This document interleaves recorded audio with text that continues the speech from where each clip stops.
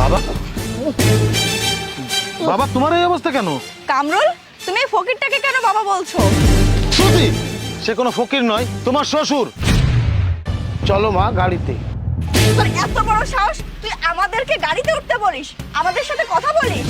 আরে আমি তো তোমাদেরই অপেক্ষায়। এই, তোর কি জ্ঞান বুদ্ধি সবকিছু বয়সের সাথে সাথে লোপ পেয়েছে নাকি তুই অন্ধ, চোখে দেখতে পাস না? একটু আগে আমার শিল্পপতির সাথে বিয়ে হয়েছে, তাই আমি বউ সাজে এখানে এসেছি। আমি তোর সাথে কেন গাড়িতে যাব? আরে মা, আগে তুমি আমার কথাটা শোনো। তুমি ভুল ভাবছো।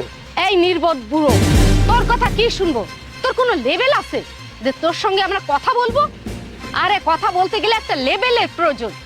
তোর তো কোনো লেভেলই নেই। তুই নিজেকে দেখ আর আমাদেরকে দেখ। তুই একটা কি নোংরা কাপড় পরে আসছিস।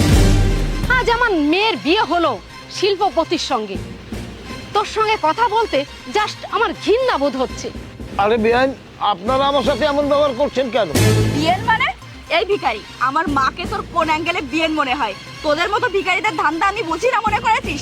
রাস্তাঘাটে যাকে তাকে মা বোন বিয়েন বানিয়ে দিস না, কিছু টাকা হাতানোর ধান্দা।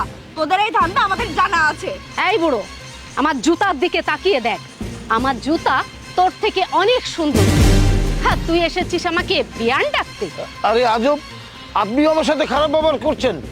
অন্তত আপনি আপনার মেয়েটাকে বুঝান যে বৃদ্ধ মানুষের সাথে কেমন ভাবে ব্যবহার করতে হয়। আরে বাহ, তোকে আবার সম্মান দিয়ে কথা বলতে হবে? গাছের যেমন বয়স হয়ে গেলে পাতা ঝরে যায়, গাছের কোনো মূল্য থাকে না, তেমন তোরা বুড়ো হয়ে গেলে তোদেরও কোনো সম্মান থাকে না, তোদেরও কোনো মূল্য থাকে না। ম্যাডাম, শুকনো পাতাও কিন্তু আগুন জ্বালাতে সহায়তা করে। আচ্ছা ঠিক আছে, আমি আপনাদের সাথে এমন কি ব্যবহার করেছি যে আপনারা আমার সাথে এমন দুর্ব্যবহার করলেন? ওহো মা, ওনার সঙ্গে আমাদের খারাপ ব্যবহার করা ভুল হয়ে গেছে। আসলে আমাদের উচিত ছিল নিজের পায়ের জুতো ওনার মুখে মারা। হ্যাঁ, এটাই দেখার বাকি ছিল। আসলে আমার কপালটাই খারাপ, তাই আজকের এই দিনটা দেখতে হচ্ছে। এই বুড়ো, তুই হয়তো যৌবনকালে খারাপ কাজ করতিস, তাই আমাদের দেখে তোর যৌবনের কথা মনে পড়েছে। তোর বয়স হয়েছে ঠিকই, কিন্তু তোর লুচ্চামি কমেনি। আর এই গাড়ি দেখিয়ে আমাদের কেন লোভ দেখাচ্ছিস? আরে শ্রুতি, তুই বুঝতে পারছিস না এই বুড়ো জুয়ানকালে অনেক লুচ্চা ছিল? এটা দেখেই বোঝা যাচ্ছে। এই বুড়ো, তোর ঘরে মা বোন নেই, বউ মেয়ে নেই, এখনো সময় আছে, তুই ভালো হয়ে যা। আচ্ছা, আপনাদের ভিতর কি কোনো শিক্ষা নাই যে একজন অপরিচিত লোকের সাথে এমন দুর্ব্যবহার করছেন? ছোট লোকের বাচ্চা, যত বড় মুখ নাই তত বড় কথা। তুই আবার আমার শিক্ষা নিয়ে কথা বলিস? রবিশ। বাবা, বাবা তোমার এই অবস্থা কেন? কামরুল, তুমি এই ফকিরটাকে কেন বাবা বলছো? শ্রুতি, সে কোনো ফকির নয়, সে আরকেসি গ্রুপের কর্ণধর আলী চৌধুরী, তোমার শ্বশুর। মানে আমি তার একমাত্র সন্তান কামরুজ্জামান কামরুল চৌধুরী। মানে তুমি এসব কি বলছো? উনি তোমার বাবা, মানে আমার শ্বশুর?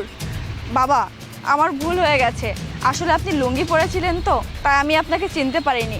বাবা, আপনি আমাকে ক্ষমা করে দিন।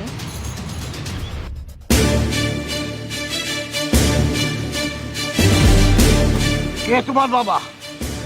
আমার কোনো মেয়ে নেই, আমার একটি মাত্র ছেলে, সে হলো কামরুল চৌধুরী। এই মেয়ে, তুমি বাবা কাকে বলছো? মেয়ের কথা না হয় বাদে দিলাম, ওর মা একটা ডাইনি। যেমন মা তেমনি মেয়ে। বাঁশের গোড়া দিয়ে বাঁশি বের হয়, কখনো গোলাপ জন্মায় না। ভেবেছিলাম আমার ছেলেকে বিয়ে দিয়ে ঘরে একটা মেয়ে নিয়ে আসবো, তা আর হলো না। এই মেয়েকে যদি তুই আমার বাড়িতে উঠাস, তাহলে তোকে আমি ছেলেবেলে পরিচয় দেবো না, এবং আজ থেকে মনে করবো আমার কোনো সন্তান নেই, আমি নিঃসন্তান। বাবা, তুমি এসব কি বলছো? আমি তো ওকে বিয়ে করে ফেলেছি, তাহলে এখন কি করব? আমার ডিসিশন আমি দিয়ে দিয়েছি, বাকিটা তোর ইচ্ছা। বাবা, আপনি এভাবে বলবেন না। আজ যদি আপনি আপনার বাড়িতে আমাকে না নিয়ে যান, তাহলে আমি আমার পরিবারের কাছে মুখ দেখাতে পারবো না। আমার মান সম্মান কিছুই থাকবে না। সম্মান? কিসের সম্মান? যে মেয়ে তার বাপ বয়সী লোককে সম্মান করতে জানে না, সে তার শ্বশুর বাড়ির লোককে কিভাবে সম্মান করবে? আমি যদি আগে জানতাম এই মেয়ে আর মেয়ের মা এত খারাপ, তাহলে তোকে কোনো রকমে আমি এখানে বিয়ে দিতাম না। কামরুল, এই মেয়েকে কি ঘরে তুলবি নাকি এখানে দাঁড়িয়ে তালাক দিবি? বাবা, বিয়েটা আমি তোমার ইচ্ছাতেই করেছিলাম, কিন্তু যে মেয়ে আমার বাবাকে সম্মান দিতে জানে না, তাকে আমি গ্রহণ করতে পারবো না। তাহলে চল, এখনই অফিসে গিয়ে টাকা নিয়ে ওকে এখান থেকেই বিদায় দিয়ে দিবি। আয় আয় আমার সাথে। চলো বাবা।